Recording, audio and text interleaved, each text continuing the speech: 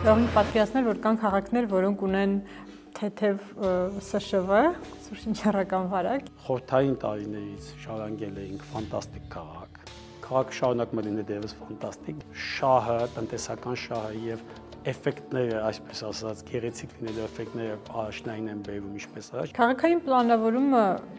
գիտությունը բառի բուն իմաստով։ Այն կանաչ տարածքը, որը մեր երեխաների համար, մեր համար մաքուր օդ պիտի ապավեր ապագայում, դա մենք վաճառում ենք, դնում ենք կառուցապատման տակ, որպես ինչ-որ մի հոգու կապրիզը, որին ուզում ունենա քաղաքի կենտրոնում համերգասրա, իրականացնենք։ Բայց հայտարարման ինստիտուտի դեպքում մենք ունենք մի հատ սխալ որոշում, ուղենք եւ այլն, բայց քաղաքի դեպքում մենք շատ ունենում ենք անդառնալի սխալներ ենք իրական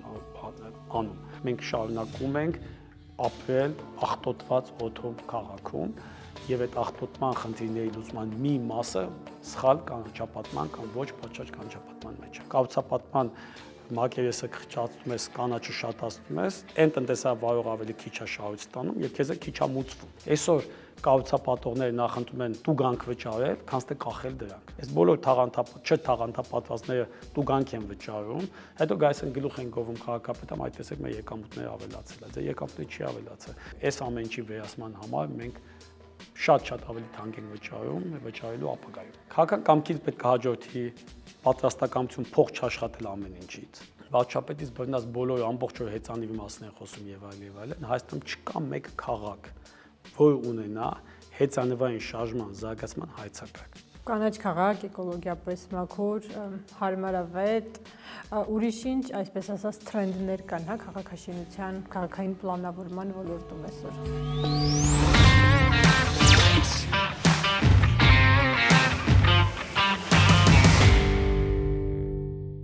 Ինչ է քաղաքային պլանավորումը, ինչպիսի պարամետրերի պիտի համապատասխանի այսպես կոչված առողջ քաղաքը եւ ինչ հիվանդություններով է տառապում այսօրվա Երևանը։ Այս ամենի մասին այսօր խոսելու ենք Սարհատ Պետրոսյանի հետ եւ հիշեցնեմ, որ գիտության եւ տեխնոլոգիաներին նվիրված հարցազրույցների շարքի գործընկերն է Թիմ Տելեկոմ Արմենիան։ Կա կարծիք, որ քաղաքը կենդանի օրգանիզմ է։ Ինչ պարամետրերով մենք կարող ենք հասկանալ, որ այս օրգանիզմը առողջ է։ 100%-անոց առողջ օրգանիզմ չկա, նույնիսկ 100%-անոց առողջ քաղաք չկա։ Քաղաքներ ունենում են տարբեր ընդգրկման, տարբեր տեսակի, տարբեր բնույթի խնդիրներ եւ յուրաքանչյուր քաղաք ունի ուրույն խնդիրներ։ Կան բնականաբար համընդհանուր խնդիրներ, որոնք հատուկ են այս դարում մեծ քաղաքներին, խոշոր քաղաքներին եւ այլն, որոնք ունեն որոշակյամբ նաեւ համընդհանուր ընդունելի, այսպես ասած, համաշխարհային գրականության մեջ ընդունելի լուծումներ։ Բայց տենց ընդհանրացնել, ասել, որ քաղաքը առողջ է, թե անառողջ է, քաղաքները բնականաբար ունեն խնդիրներ։ Չի կարող լինի 100%-անոց ճիշտ գործող իդեալական քաղաք, որտեղ իդեալական քաղաքներ չկան։ Կարող ենք պատկերացնել, որ կան քաղաքներ, որոնք ունեն թեթև ՍՇՎ, սուրճնչառական վարակ, եւ կան քաղաքներ, որոնք ունեն շատ ծանր, անբուժելի, այսպես ասած, հիվանդություններ։ Հիմա ձեր կարծիքով Երևանը որ խմբին ավելի շատ մոտ։ Երևանը միջանկյալ վիճակում է, եւ Երևանը ունի խնդիրներ, Երևանի ցավալի մասը է նա, որ մենք ժառանգել էինք քաղաք, որը շատ ավելի առողջ էր, եւ մենք գոնե 30 տարվա ընթացքում անկախության շրջանում եւ նաեւ հենց այս օրերին անում ենք սխալներ, որոնք հիվանդացնում ենք, վատթարացնում ենք Երևանի վիճակը, դրանում է խնդիրի կայանում։ Այսինքն դիցուկ ինչ-որ մի հատ քաղաք կենտրոնական Ասիայում, այսպես ասած, որ պատմականորեն ունի լուրջ խնդիրներ, տրանսպորտի հետ կախված, բնապահպանական եւ այլն, այնտեղ բնականաբար հենց ունես իրավիճակ, դու հասկանում ես, որ այդ ժամանակային կտրվածքով դու ունես անցյալ։ Մենք խորհրդային տարիներից շարունակել էինք ֆանտաստիկ քաղաք։ Քաղաքը շարունակում է լինել դեռևս ֆանտաստիկ, բայց մենք հսկայական քանակի սխալներ ենք գործել եւ շարունակում ենք գործել դժբախտաբար։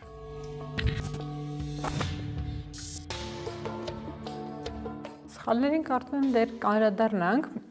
կուզեի հասկանալ, արդյոք հենց քաղաքի առողջությունն է այն թեման, որը ուսումնասիրում է ուրբանիստիկա կոչված գիտությունը։ Գիտեք ոնց, ես այս մասնագիտության, այս գիտակարգի մեջ եզրույթներին շատ մեծ պատասխանությամբ եմ վերաբերվում եւ խնդիր ունեմ ուրբանիստիկա եզրույթի հետ կապված։ Խորհրդային տարիներին մենք ունենք քաղաքաշինություն, որը նշանակում է հենց որ պետությունը հանդիսանում է ամեն ինչի սեփականատերը, պատվիրատուն ինքը որոշում է, քաղաքը սարքում է եւ այլ եւ այլ։ Հիմա մենք ունենք քաղաքաշինություն բնագավառ, որը շինարարությունն է իրականում, այսինքն այսօր պետությունը այս ասում է քաղաքաշինություն, ինքը հասկանում է շինարարություն։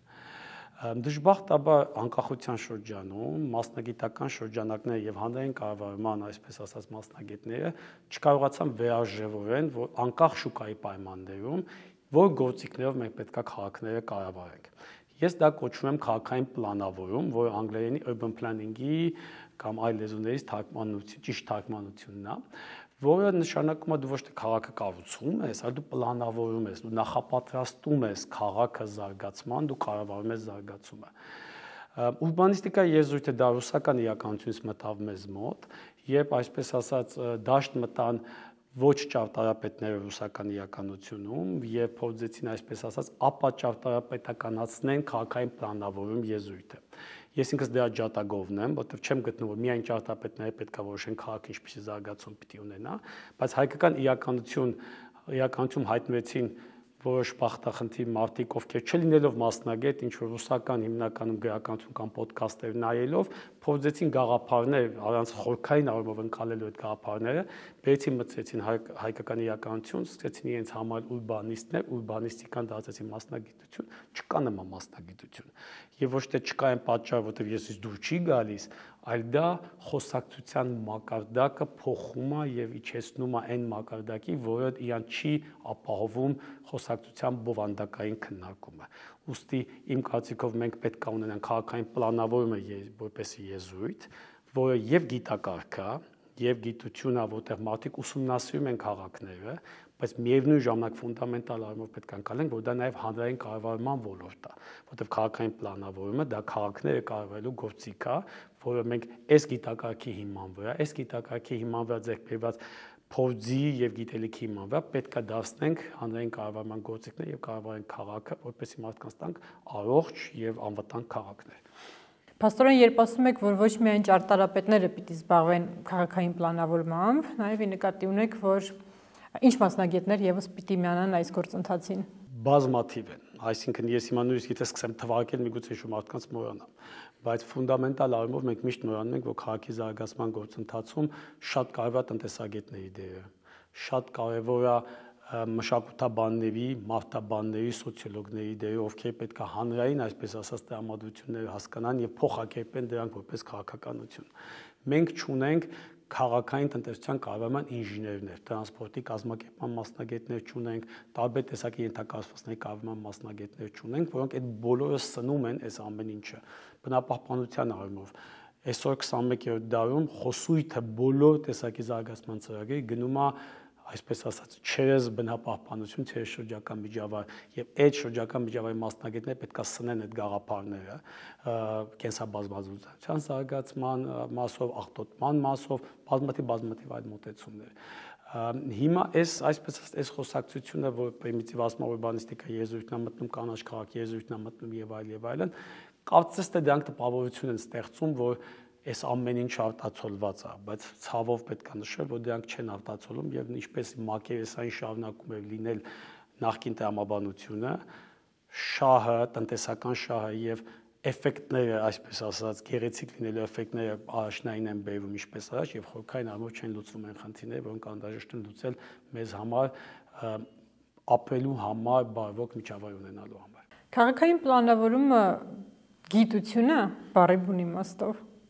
այսինքն կան ինչ-որ գիտական մեթոդներ, որոնք պիտի այս ամեն ինչի հիմքում ընկած լինեն։ Այո, քաղաքային պլանով գիտություն է, մարդիկ ստանում են կոչում, դառնում են մագիստրոս քաղաքային պլանավորման, մարդիկ ստանում են գիտությունների դոկտոր են դառնում քաղաքային պլանավորման։ Այո, ինքը ունիկալ մի հատ մասնագիտություն է, որը եթե մենք ճարտարապետներ ասում ենք, ասել որ ճարտարապետությունը արվեստի ու գիտության խառնուրդ է եւ այլն, Քաղաքային պլանավորումը մեկ մակարդակ եւս ավելի բարդանում է այդ ամեն ինչի մեջ եւ դրա մեջ ավելանում են երկու շերտ եւս։ Մեկը ուրեմն շրջական միջավայրի վերաբերյալ գիտություններն են ավելանում, այսինքն բնապահպանական շերտն ավելանում, եւ հաջորդը սոցիալական գիտություններն են ավելացնում, որտեղ քաղաքի ստեղծումը, քաղաքի զարգացումը, քաղաքի պահպանումը շատ ավելի սոցիալական գործառույթ է, քան թե քաղաքի գեղեցիկ լինելը։ Քաղաքի գեղեցիկ լինելը երկրորդական բան է, կամ քաղաքի անվտանգ լինելը դա տեխնիկական լուծում է։ Կարող ենք X, Y, Z մասնագետներին բերենք, այսպես ասած, իրանց հսկողության ներքո ունենանք անվտանգ քաղաք օրինակ եմ, բայց քաղաք ունի մի հատ ուրիշ մի բան, որը անշոշափելի է, եւ դա սոցիալական գիտությունն է։ Այդ դա ֆունդամենտալ է, որը շատ պակասում է, եւ այսօրվա քաղաքային պլանավորման համաշխարհային խոսույթի մեջ ամենակարևոր մասը հիմա սա մասն է շատ խոսվում, որն է այն հիմնական խորքային առումով նպատակը, որ մենք պետք է դնենք մեր քաղաքների պահպանության զարգացման համար։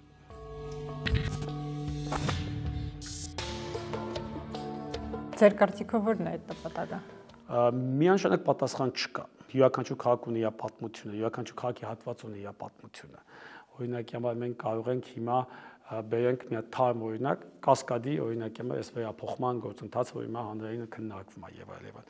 Պետությունը գալիս է, ասում է, գիտեք ոնց, ես այդտեղ ուզում եմ համերգասրահ կառուցեմ։ Կասկադը կիսատ է մնացել։ Ես փող չունեմ համերգասրահ կառուցեմ, ունեմ կոնկրետ այս ճարտարապետին եւ ուզում եմ այստեղ կառուցեմ սա, ինչ անեմ, բերում եմ կողքի հատվածը, որը կանաչ հանրային կանաչ տարածք պետք է լիներ, ես դա կառուցապատում եմ, դրա փողով սարքում եմ համերգասրահ եւ Երևանցիներ բոլորս գոհենք, երջանիկ ենք։ Բայց ես հարց եմ առաջացնում, ով ասեց Երևանին պետք է համերգասրահ։ Արդյոք Երևանի դահլիճները պայթում են, որ տենց համերգասրահ պետք է օրինակ եմ։ Ով է պահպանելու այդ համերգասրահը։ Արդյոք երևանցիները այդտեղ համերգասրահի կարիք ունեն այդ լանջի վերևում 2-3 հազար հոգանոց դահլիճ, որ պետք է լցվի, մեքենաներով պիտի մոտենան, մարդիկ իջնեն գնան համերգի, հետո պիտի դուրս գան, ցրվեն։ Հրդեհի դեպքում ինչա տեղի ունեն այդ ամեն ինչի մեջ։ Որն է ավելացած արժեքը քաղաքային համայնքային հարստությունից X միլիոն դոլար, եթե չեմ 150 միլիոնա քննարկում, 150 միլիոն դոլար դնել մի համերգասրահի մեջ, հենց որ մենք ունենք օպերայի թատրոնը, որը բարվոք վիճակում չի ենթադրվում, այնտեղ դու ներկայ կամ ազամերգային համալիր եւ այլ կարող եմ ասել, որովհետեւ այն կանաչ տարածքը, որը մեր երեխաների համար, մեր համար մաքուր օդ պիտի ապավե ապագայում, դա մենք վաճառում ենք, դնում ենք կառուցապատման տակ, որպես ինչ-որ մի հոգու կապրիզը, որին կուզում ունենա քաղաքի կենտրոնում համերգասրահ, իրականացնենք։ Հիմա այս ամբողջ խոսակցությունը, տեսեք, բազմաթիվ որոշումների, այսպես ասած, հերթականությունն է։ Խորքային առումով խոսակցության սկիզբը դա սոցիալական խոսակցությունն է։ Դա տեխնիկական խոսակցություն չէ, որտեղ հնարավոր է դահլիճ ունենալ, թե հնարավոր չի, կամ Կասկադը ոնց պետք է շարունակվի։ Ֆրանսիացի ճարտարապետ պիտի շարունակի հանդիկ թե հայ օրինակի համար։ Այս խոսակցությունը, որ պետք է լինի բազմագիտակարգ, բազմակողմանի եւ ներառական հանրության տարբեր շերտերի ներգրավելով, այդ խոսակցությունն է, որ պետք է լուծումը տա կոնկրետ մի դրվագը։ Հիմա այդ դրվագը եկեք մեծացնենք, դարձնենք ողջ Երևանի համար եւ հասկանանք օրինակ համար Երևանի տրանսպորտի վերաբերյալ մեր պատկերացումները, Երևանի կանաչի վերաբերյալ խոսակցությունները։ Բայց իրոք ստացվում է, որ բոլոր որոշումները այստեղ առնվազն Երևանի հետ կապված, հենց նույն մակարդակի վրա են լուծվում, ոնց որ Կասկադի հետ կապված որոշումները։ Դժբախտաբար ողջ հայկական իրականություն հանրային կառավարման ոլորտում այդպես է լինում։ Օրինակ համար նույն չեմ հայտարարների բարեփոխման դեպքում եղել է հայտարարման գործընթաց պետք է բոլոր հայտարարի անեն, մեզ պարտադրում են հայտարարի գրանցել, այն դեպքում որ իրանք իրենց պարտականություն չեն անում, չեն կամ մեզ տան նույնականացման քարտեր, ասուլիսի ժամանակ մի հատ թիվա հնչեցվում նոյեմբերի, չգիտեմ քանիսա հետաձգվում եւ այլն, առանց պատշաճ քննարկում, ինչու նոյեմբերի 1 եւ ինչու հուլիսի 1, ինչու ոչ դեկտեմբերի 1, օրինակ եմ ասում։ Այս տեսակի սիրողական մեկ անձից կամ երկու անձից, այսպես ասած, կախված մի հատ կառավարում է տեղի ունենում, ինստիտուտները չեն զարգանում եւ ունենում ենք այն վիճակը, որ ունենում ենք։ Բայց հենց որ հայտարարման ինստիտուտը նույնիսկ շատ ցավալի է, որ այդպես խնդիրներով է գնում եւ այլն, բայց հայտարարման ինստիտուտի դեպքում մենք ունենք մի հատ սխալ որոշում, ուղենք եւ այլն, բայց քաղաքի դեպքում մենք շատ ունենում ենք անդառնալի սխալներ ենք իրական անում։ Օրինակի համար 2005 թվականին հենց որ փակվում էր Գետառը օրինակի համար, մենք ջատագովներից մեկն ենք ասում մի փակեք Գետառը, դա Երևանի էկոսիստեմայի մի մասն է, չի կարելի դա փակել։ Հիմա արդեն նորից վերադառնալու ժամանակն է, որ մենք պետք է քանդենք, հավելյալ գումարներից ասենք քանդել Գետառը։ Նույնը կարող եմ ասեմ տրանսպորտի համար կարող եմ ասել օրինակի համար, որ անհասկանալի տվյալների հիման վրա, անհասկանալի տրամաբանությամբ այսօր Երևանում տրանսպորտի բարեփոխումներ անում։ Ոչ քաղաքային իշխանությունը ողջ ջանքը դրել է պետական համակարգը, չի կարող մի հատ բարեփոխում իրականացնի, բազագույն մի հատ բարեփոխում, որ դասագրքային, այսպես ասած, պարզ լուծում է, աշխարհում հազարավոր քաղաքներ անցել են սրանից, աշխարհում 1000-ից ավելի 1 միլիոնանոց քաղաք կա, որը կարող է այս ճանապարհը անցնել, բայց մենք չենք կարող անցնել։ Եվ չենք էլ ընդունում, որ մենք չենք կարողանում անցնել, դա հաջորդ խնդիրն է։ Օրինակի համար հենց որ այսպես կոչված Երևանի գլխավոր հատակագետի ժամկետը ինչ որ մեկը քնեց, զարթնեց, ասեց ավարտվել է եւ այլն, 6 ամսում մշակվեց Երևանի գլխավոր հատակագիծը։ Իրանք եւս ընդունում են, որ դա անդորջ փաստաթուղթ է։ Չի կարող 1 միլիոնանոց քաղաքի գլխավոր հատակագիծը մշակվի 6 ամսում։ Դա անդրադության գագաթնակետն է, այդ անդրադությունը տեսնում ես կասկադում, տրանսպորտում եւ այլն, եւ դա ազդում է մեր բոլորիս եւ առողջության վրա եւ կյանքի որակի վրա դժբախտաբար։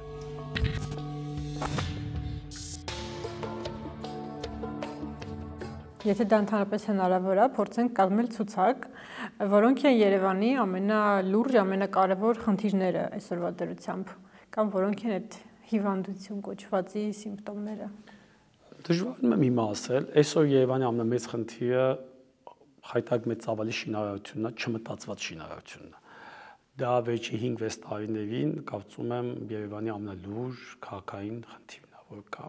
Եվ պատկեր լուծում չի եղում, ինչ որ եկամտային հարկի վերադարձի փոփոխություն եղավ, որ ջատագովների մեջ ես էի եւ այլն, բայց այդ այլանդակությունը Երևանից տեղափոխվեց այլ տեղեր։ Այսօր Փարաքյարում, Զովունիում, Քասախում եւ այլն կառուցում են բազմարկ շենքեր, ընդհանրապես իրանք գյուղական տներ են։ Նույն այլանդակություն տեղերում ունենք Ծաղկաձորում է տեղ ունենում, Դիլիջանում է տեղ ունենում, փչացնում ենք, Երևանը փչացրեցինք, հիմա անցել ենք այդ քաղաքները փչացնելու։ Ցանկացած քաղաքում նախ եւ առաջ առաջնային խնդիրը միշտ հիմնականում որպես կանոն դա ուրեմն շարժման խնդիրներն են եւ բնապահպանական խնդիրներն են։ Ցանկացած դեպքում այս երկու խնդիրները պետք է դնել ամենաառաջնային տեղում։ Երևանում երկու դեպքում էլ Երևան գնում է սխալ ուղղությամբ։ Տրանսպորտի բարեփոխում կոչեցյալը դա որևէ կապ չունի ժամանակակից շարժման տրամաբանությունների հետ եւ կարծում եմ որ Երևան գնում է սխալ ուղղությամբ այդ առումով։ Հաջորդը դա շրջակա միջավայրի կարգավիճակի մասով է։ Երևանը թղթով, այսպես ասած, ունի կարծես թե բավարարչափով կանաչ տարածքներ, բայց դա ունի շատ լուրջ որակական խնդիրներ։ Այսօր Երևանում եղած կանաչ տարածքը պատշաճ կերպով չի պահպանվում։ Երևանի կանաչի մեծ մասը ընդհանրապես Երևանի ենթակայության տակ չի, այլ պետական սեփականությունն է, Ծիծեռնակաբերդը եւ բուսաբանական այգին օրինակի համար քաղաքապետարան ձեռքերը մաքրել է եւ ընդհանրապես չի զբաղվում դրանով։ Չկա խորքային առումով ընկալում, որ ինչպիսի որակական բարեփոխումներ պետք է ունենան Երևանի կանաչ տարածքներում, ինչ որ կարող են ինչ որ ժողովների ժամանակ ինչ որ խիստ ձայնով տոնով հանձնարարականներ հնչում, բայց չկա, որտեղ ռեալ Երևանը չունի այն քանակի ռոռոկման ջուր, որը կարող է պահպանել այդ կանաչ տարածքները։ Երևանի քաղաքապետարան այսօր ունի կառավարչական ունակություններ կառավարելու այս ողջ կանաչ տարածքները, այդ մեծ հողակներ, մուակներ, որ ստեղծում են բավական կոռուպցիոն մեծ ռիսկերով եւ այլն, դրանք չեն լուծում խնդիրը։ Չկա գիտական մակարդակով կանաչապատման վերաժողովման տրամաբանությունը։ 21-րդ դարում պետք է գտնել պակաս որոքում պահանջող կանաչապատման տեսակներ եւ դրանք փորձել ներգրավել, որտեղ մենք գնալով կլիմայի փոփոխության պայմանավորված ավելի քիչ ռեսուրսներ ենք ունենալու, որն է տեսլականը։ Կան քաղաքներ, որոնք շատ հաջողված օրինակներ ունեն, օրինակ Մադրիդը, օրինակի համարվում է լավագույն օրինակներից մեկը, որ մի քանի տասնամյակում կրկնապատկել երապատկել է կանաչապատ տարածքները, մեր կլիմայի նման կլիմայում օրինակի քաղաքում եւ այլ օրինակներ գտնել։ Այս տեսակ խորքային, այսպես ասած, բարեփոխումներ ունենալու ցանկություն չկա։ Պետք է որ գնալ մի հատ սիուն պատկերներ ստեղծել, ինչ-որ ֆոնտան, նստարան եւ այլն, մարդկանց խաբել եւ ասել ստեղ կանաչ տարածք ստեղծել։ Դրանով չի ստեղծվելու կանաչ տարածք։ Մենք շարունակում ենք ապրել աղտոտված օդում քաղաքում եւ այդ աղտոտման խնդիրների լուծման մի մասը սխալ կանաչապատման կամ ոչ պատշաճ կանաչապատման մեջ է։ Իրոք իրականում այս խնդիրը շատ լուրջ է։ Բայց վերևում երևի այդքան էլ չեմ պատկերացնում, չգիտեմ։ Գիտեք ոնց, ուղղակի մեր հանրային կառավարման համակարգը դիլետանտ է։ Օրինակ, Երևանի հիմնական այս օդի աղտոտման խնդիրներից մեկը դա Երևանի հյուսիսում գործող ավազե հանքերն են։ Այսօր դու խոսում ես քաղաքապետարանի պաշտոնի հետ, ասում ես դա Երևանի տարածքում չի։ ասում հարգելիս, ես թքած ունեմ մեծ հաշվով, դա ում տարածքում է գտնվում։ Ես որպես երևանցի, ես շնչում եմ այդ փոշոտ օդը։ Դու պետք է գնաս պետությունա, կողքի մարզա, ինչա եւ այլն, դու պետք է ունենաք այդ ամբողջական, ուրեմն պատկերացումը, որն է ձեր տեսլական այս ավազի հետ, որը դուք անխնաշահագործում եք, քամին հյուսիսից փչում եք բերում Երևան եւ մենք շնչում ենք դա։ Կանաչապատ տարածքը, Նորքի լանջերը, Կասկադի լանջերը, որ դուք հիմա կառուցապատում եք, դա խոմ ձեր ազդեցության տակ է։ Դուք կարող եք այդտեղ որոշակի գործիքներ, այսպես ասած, օգտագործեք, որպեսզի այդտեղ նվազեցվի կառուցապատվող մակերեսը, ավելացվի կանաչ մակերեսը եւ կարող չունենանք այն վիճակը, որ մենք ունենում ենք, բայց այդ դեպքում բնականաբար որ դու կառուցապատման մակերեսը քչացնում ես, կանաչը շատացնում ես, այն տնտեսավարող ավելի քիչ է շահույթ ստանում եւ քեզ է քիչ է մուծվում ենթադրաբար։ Այդ ստամաբանությամբ սենց է լինելու։ Եվ հետո գալու են ինչ-որ այսպես շոր են սարքել, այ կանանչ թաղանթները պետքա քաշել շենքի շինարարապարակների վրա, որոնք 0.001%-ով կարող ինչ-որ ազդեցություն ունեն, թե չէ նոնսենս է, որովհետև այդ փոշին, այդ փոշու մասին չի խոսքը, որ Երևանում ինչ-որ տեղի անենում։ Դա էլ է խնդիր իրականում այդ փոշին եւս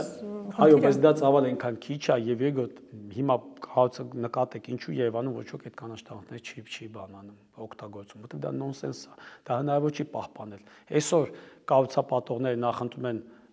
տուգանք վճարել, քանց թե կախել դրանք, որովհետև այդտեղ էլ տրամաբանություն չկա այդ ամեն ինչ, ինչու այդ ամեն ինչը, եւ քաղաքապետարանը այն ժամանակ այսօր շոյերը սարքեց, այդ տեսեք, հեսա թաղանթապատում եք եւ այլն, ինչի մարդիկ թաղանթ չեն անում։ Այս բոլոր չթաղանթապատվածները տուգանք են վճարում, հետո գայս են գլուխ են գովում քաղաքապետարան, այդ տեսեք մեր եկամուտները ավելացել է, ձեր եկամուտները չի ավելացել։ Ուղղակի դուք չեք կարողացել մշակել ճիշտ քաղաքականություն, ինչպես պետքա փոշին նվազեցվի, մարդիկ նախընտրում են ուղղակի տալ այդ տուգանքը 100,000, 200,000 եւ այլն, դուք բյուջե եք լցնում, գալիս եք ասում եք։ Եվ հենց հավաքանի որոշմամբ քաղաքապետի հիմնական ձեռքբերումը հավաքած եկամուտներն է, ոչ թե օդի մաքրման, այսպես ասած, բարելավումն է, կամ թվային կանաչ տարածքի ավելացումն է, շուտ թվերն ասում չեմ 3 հեկտար կամ 15 հեկտար։ 15 հեկտար Երևան քաղաքի 6000 հեկտարանոց կանաչ տարածքից դա հաս չի լուծում։ Եվ հաջորդ խնդիրը դա որակական մասն է։ Ինչպեսի կանաչ տարածք եք ստեղծել։ Այսինքն այս տեսակ հանրային կառավարման բանում հենց որ հանրությունն էլ ունի նաև գոյաբանական խնդիրներ, նիդայետը, այսպես ասած, այս նման խնդիրներ, որոշակի այսպես սիրողական մակարդակով ինչ-որ եզրույթներ են մտնում շրջանառության մեջ եւ այլն, խոսակցության մակարդակն գնում է ներքև, մենք շարունակում ենք փչացնել մեր քաղաքը, շարունակում ենք օգտագործել իրականացնել սխալ քաղաքականություններ եւ ցավոք սրտի դա ոչ միայն լավ բանի չի բերում, այլև այս ամեն ինչի վերացման համար մենք շատ ավելի թանկ ենք վճարելու ապագայում։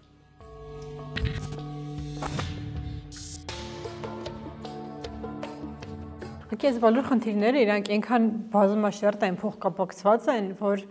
այդքան էլ հասկանալի չի, թե եթե իրոք լինի ցանկություն այդ խնդիրները լուծելու, որտեղից պիտի սկսել ու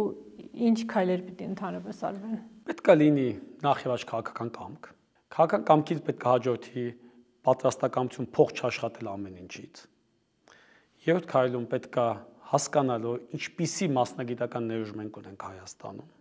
եւ ինչպիսիք չունենք, դրսից բերենք։ Ես ինքս այսօր միջազգային տարբեր կազմակերպությունների խորհրդատվություն եմ իրականացնում Հայաստանից կամ Հայաստանից դուրս, որտեղ մենք օգնում ենք քաղաքներին, որպեսզի ճիշտ քաղաքականություններ, ոչ միայն քաղաքներին, տարբեր այսպես ասած մակարդակներում, պլանավորման մակարդակով։ Դրանք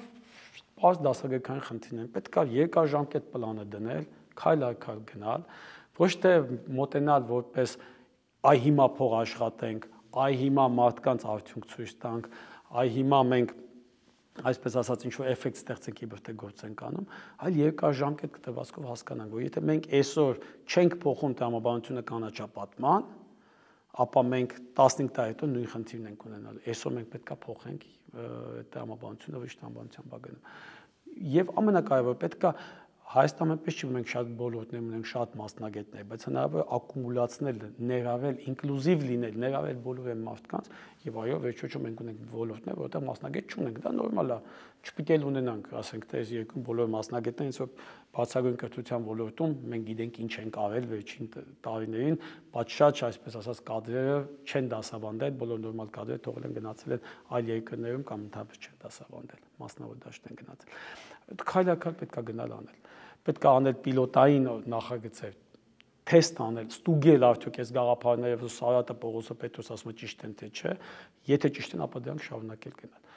Դա համալսարաններում, այլ տեղերում կամ գիտաժողովներին կամ վերապատրաստումներ, որ մենք մասնակցում ենք, բոլորը անցնում են այդ ամեն ինչ։ Ու նոր հեծանիվ պետք չի հորինել, բայց որոշակի առումով պետք է հասկանալ, որ ամեն հասարակություն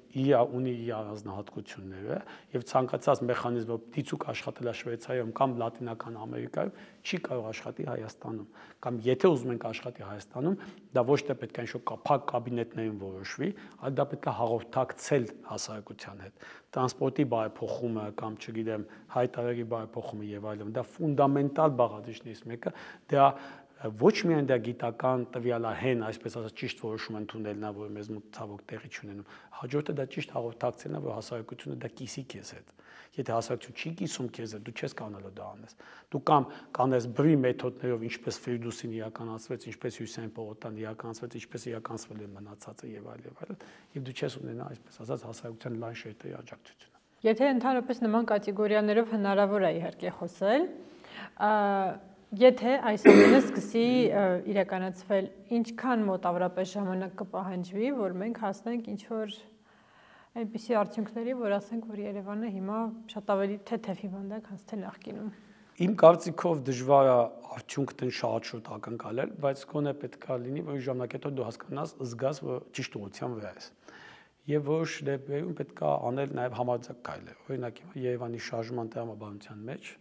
իմ կարծիքով վերջի 30 տարվա միակ խելքը գլխին այսպես ասած բարեփոխումներից մեկը դա Կարմիր գծերի ինստիտուտն էր, որտեղ փորձարվեց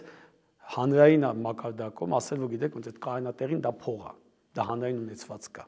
դա ի վերուստ Աստծո կողմից տրված չի կայանատեղին, եւ կայանատեղին պետք է վճարես, եւ այդ գործիքը պետք է զարգացվեր, փոխարեն զարգացվեր, որպեսզի դա նպաստեր մարդիկ քիչ կայանեն, ուղղակի ասենք գինը ավտոմատ ավելացվեց եւ այլն, չլուծեց այդ խնդիրը, բայց օրինակ հիմա դա մի հատ գործիք է, որ այսօրվանից օրինակ հիմա պետք է Երևանի որոշ փողոցներում կայանատեղին խստացնել, պետք է խստացնել օրինակ կայանատեղիների հնարավորությունը, որպեսզի դժվար լինի մեքենայով գալ քաղաքի կենտրոնում կամ այդտեղում կայանել, միևնույն ժամանակ մարդկանց տալ այլընտրանքային տեղափոխման մեթոդներ, պատշաճ, արժանապատիվ եւ մտածված օրինակ հանրային տրանսպորտ կամ շարժման այլ մեթոդներ, հեծանվող ուղիներ վարչապետից բռնած բոլորը ամբողջ օր հեծանիվի մասն են խոսում եւ այլն, Հայաստանում չկա մեկ քաղաք, որ ունենա հեծանվային շարժման զարգացման հայեցակարգ։ Դա ամոթալի է 21-րդ դարում մի հատ քաղաք չունենա տեսլական հեծանվային շարժման զարգացման համար։ Չկա։ Այսօր Երևանի քաղաքապետարանը մայթերա փոխում, եսիմ ինչ անում, մայթերա լայնացնում հիմնական սրճարանների համար եւ այլն, չի փորձում անգամ մոտենալ այդ հարցին։ Բայց վարչապետով ու կրթության նախարարով ամբողջ օր հեծանիվային շարժման մասն են խոսում։ Դու ոնց է կարող խոսես մի հատ քաղաքականության մասին, ռոպագանդես մի հատ քաղաքականություն, հենց որ դրա տակ չդնես որևէ իրավական կարգավորումներ։ Այսօր Երևանում գնացեք փողոցում հարցեք հեծանվորդներին, ասեք հեծանվորդ ջան, դու գիտես դու փողոցում պիտի քշես թե մայթում։ Ոչ ոք չգիտի։ Մայթում գնում ես, մեկ էլ հեծանիվով, մոտոցիկլետով վրավդ գնում են եւ այլն։ Իսկ քաղաքում շարժման մշակույթը դա քաղաքակրթման ամենաֆունդամենտալ բաներից մեկն է։ Եվ ես չեմ հավատում, երբեմն ասում եմ, որ այ մեր հասարակությունը եւ այլն, այս այն հասարակությունն է, որ Տիգրան Սարգսյանի ժամանակ մեկ շաբաթում սկսեց հատել զեբրաները եւ մարդիկ սկսեցին զիջել հետիոտնին։ Չգիտեմ կհիշեք թե չէ, մեկ շաբաթում դա տեղի ունեցավ։ Ոչ ոք, ով որտեղից ուզում էր փողոցն անցնում էր, թե չէ, եղավ մեկ հայտարարություն, մի քիչ հետևականություն եւ հասարակությունը սկսեց ափահելյան, որպես կրթված քաղաքակիրթ հասարակություն։ Հիմա մեկ էլ մոռացել ենք այդ ամեն ինչը, այդ սամակատների, մոտոցիկլետների, արաքիչների եւ այլն, բայց որևէ ջանք չի, այդ հարցը ոչ ոք չի բացասնում։ Լավ բժշկության հարցը ինչ է լինում։ Միթե որ ինչ-որ մի հատ փոխվարչապետի եսիմով ընկնում մեքենայի տակ, մի հատ այդ հարցը բարձրացնում, սամակատի տակ այդ հարցը բարձրացնում, ինչ որ քաղաքավորումն այդ ու մոռացվում է գնում է։ Եվ անդադի մոտ այդ հարցը հաշվում է, լավ, բայց երբ է ինչ որ մեկը նույնիսկ հաճոյանալու համար երկրի ղեկավար կոչեցյալին գալու ասի եկեք հեծանվային շարժման համար մի հատ քայլ անենք։ Հեծանվի կայանատեղիներ դնեն գոնե փողոցներում օրինակ հիմա չկա, հենց սիողական ամեն ինչ քնել ազարտել, հեծանիվ եմ ուզում քշեմ, դա բայց հեծանիվ պետական փողով եկեք բոլոր դպրոցներին հեծանիվ բաժանենք եւ այլն, բայց Երևանի քաղաքապետը ոչ մի կալ չի անում, որ դա մեր այսպես ասած կյանքի մի մաս է։ Եվ լուծի իր շարժման խնդիրը, լուծի իր տրանսպորտի խնդիրը։ Դա եւս այդ խնդիրների լուծման մի մաս է տեղակայում։ Որոշ քաղաքներում կան հենց առանձին ուղիներ հեծանվորդների համար, այնտեղ նույնիսկ ոտով քայլելուն բոլորովին լավ չեն նայում։ Այո, դա պարզ բան է, դա տրանսպորտի կազմակերպման ցանկացած միջին քաղաքի մասնագետ բերես ցանկացած տեղից, բերել ասլա Ժորժ ջան, շարժումը լինում է 3 տեսակի՝ հետիոտն, ավտոմեքենայի եւ լինում է ուրեմն ակտիվ շարժման բլոկը։ Ակտիվ շարժումը բաղկացած սրանից կան առաջնահերթություններ, ամեն ինչ մենք դասավանդում ենք։ Ես իմ ուսանողներին դասավանդում եմ եւ այլն, բայց ուսանողները հետո գնում են իրականություն,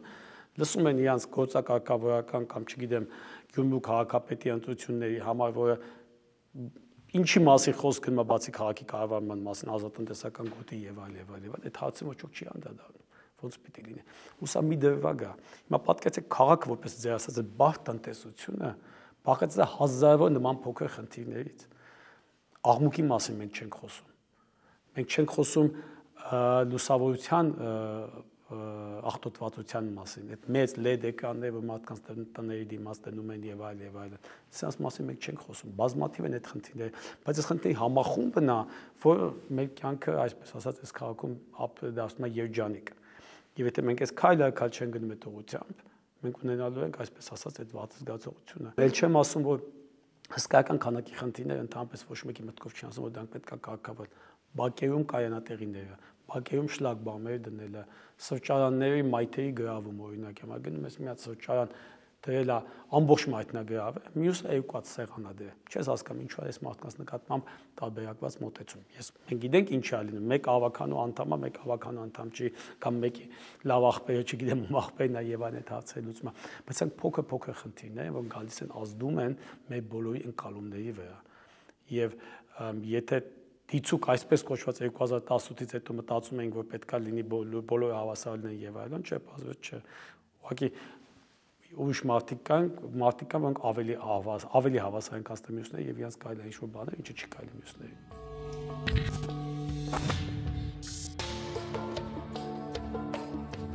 Կանաչ քաղաք, էկոլոգիապես մաքուր, հարմարավետ, ուրիշ ինչ, այսպես ասած, թրենդներ կան, հա, քաղաքաշինության, քաղաքային պլանավորման ոլորտում այսօր։ Հաջորդ խնդիրը, որ կարծում եմ կարևոր է եւ մենք Հայաստանում կարծես թե դրան ուշադրություն չենք դարձնում, հանրային տարածքներն են։ Երևանը հարուստ է եղել հանրային տարածքներով, բայց ազատ շուկայի պայմաններում դրանք սեփականաշնորհվել են, այսպես ասած, խլվել են հանրությունից եւ այլն։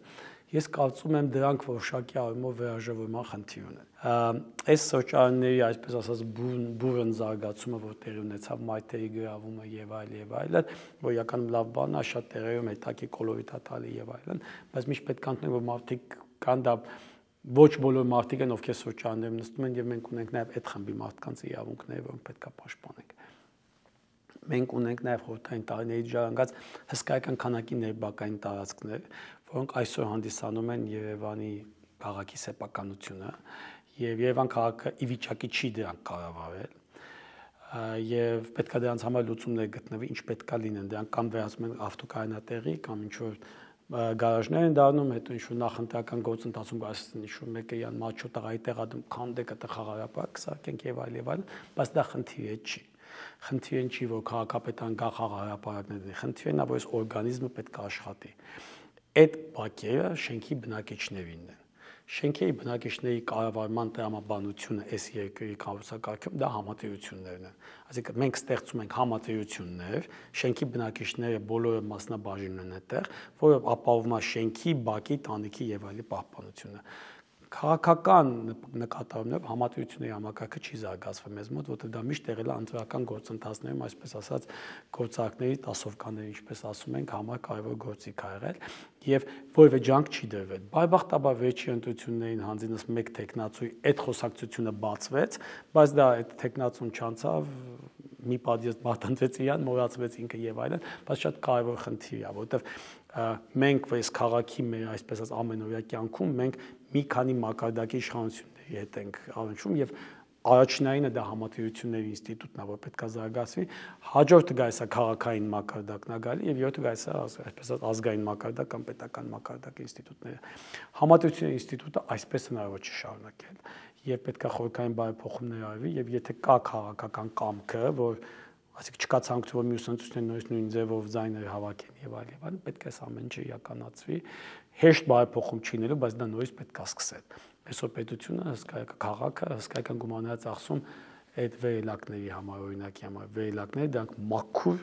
համատիրության գործառույթ են, քաղաքը տեղ բան չուներ։ Դա մոտավորապես անգամ ընտրակաշարքի պես մի բան է, որ մարդկանց տրվեց, որպեսզի այդ հարցը լուծվի։ Պետք է լուծվի, բայց չպետք է այդպես լուծվի։ Քաղաք այսօր շուտ մարդկանց շքամուտքեր անորոգում կամ տանիքներ անորոգում, դա համատիրության գործառույթ է, դա ընդհանրապես քաղաքային գործառույթ չի։ Այսինքն այս շիլաշփոթի մեջ քաղաքը մեկ համերգասայի հարցալուծում, որ յախնդիրը չի, մեկ տանիքի հարցալուծում եւ այլն, եւ խորքային ամով յախնդիր, որ պետք է լուծի, որ մենք մաքուր օդ ունենանք, չի կարող լուծի։ Քաղաքը չի կարող այսօր լուծի հեղատար համակարգի պատշաճ շահագործումը, մի քիչ ուժը անձևագալի պարալիզացվում է։ Քաղաքը չի կարող լուծի կեղտաջրերի մաքրման բանը։ Ամոթալի 21-րդ դարում այսպես կոչված եվրոպական ուղղությամբ քաղաք, Եվրոպա գնացող քաղաքում ողջ քաղաքի կեղտաջրերը առանց պատշաճ մաքրման լցվում են Հրազդան գետը։ Հրազդան գետից հետո գնում են Արարատյան դաշտ, ջրում են լոլիկը եւ վարունգը, մենք ուտում ենք այդ կեղտաջրով ջրված լոլիկ վարունգը։ Դա հանցագործություն է։ Ես թքած ունեմ համերգասրահի վրա, կասկադի ավարտման վրա եւ այլն, բայց դա ֆունդամենտալ իրավունք է, որ մենք չենք կարող թունավորենք ողջ Արարատյան դաշտի բնակչությանը։ Բայց մենք այսօր դա անում ենք։ Եվ այս տեսակ խնդիրները թե չեն դառնում առաջնահերթություններ, բնականաբար մենք կունենանք այն վիճակը, ինչ որ ունենք, հա ինչ որ աստիճանների կաֆելներ են կպցնում, մոզաիկաներ են կպցնում, ուրախանում են եւ ջանկանում են եւ այլն, չգիտեմ, ծախսում են $50,000 եւ այլն, բայց այնտեղ մեծ խորքային խնդիր է պետք լուծել։ Գիտեք որևէ օրինակ աշխարհում որևէ քաղաքի, որը ուներ նույն խնդիրները, բայց ինչ որ կերպ հաջողությամբ լուծել է դրանք։ Բազմաթիվ են։ Ունենք շատ ունիկալ, այսպես ասած, օրինակներ Լատինական Ամերիկայում, որտեղ բավականին, այսպես ասած, հերոսական քաղաքապետեր եւ քաղաքային պլանավորներ կարողացան փոփոխություններ մտցնել։ Եվրոպական քաղաքները բնականաբար ունեն ուրիշ պատմություն, ունեն ուրիշ ռեսուրսներ եւ այլն։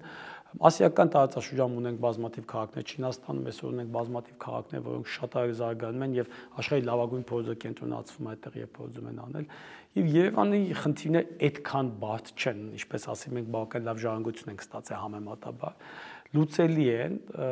բայց նորից եմ ասում, ես մոտ 20 տարի կարելի ասել, խոսում եմ այս խնդիրների մասին եւ այլն եւ այնքան քիչ է այս խոսակցության ազդեցությունը պատշաճ չի ազդում որոշումների ընդունման վրա եւ դա է ցավալի, բայց հնարավոր է լուծել եւ նորից եմ ասում, դա պետք է սկսել երեք։ Ամեն յուրաքանչյուր ուշացած օր դա դժվարացնում եւ թանկացնում է այս բոլոր խնդիրների լուծումը։ Բայց եթե կան քաղաքներ, որոնց հաջողվել է լուծել նման խնդիրներ, կա որոշ առումով գոնե ինչ-որ հավանականություն, որ մեզ եւս կհաջողվի։ Մեզ կհաջողվի, ես կարծում եմ այսօր Երևանի խնդիրների չլուծման պատճառը ոչ թե փորձի պակասն է կամ գիտելիքի պակասն է, այլ քաղաքական կամքը եւ պրոֆեսիոնալ մոտեցման պատրաստ լինել, այսինքն դիլետանտիզմը, որ կա հանրային կառավարման մեջ եւ այս թայֆաբազությունը, որ կա, որ մենք մերոնցով փող աշխատենք եւ այլն, սրանք եթե վերանան, կարծում եմ, այս բոլոր խնդիրները լուծվելի են։ Այս նոտայի վրա այսօր պիտի ավարտենք եւ շնորհակալություն, որ մեզ մոտ հյուր եկաք այսօր եւ այս հետաքրքիր զրույցի համար։ Ես եմ շնորհակալ եմ։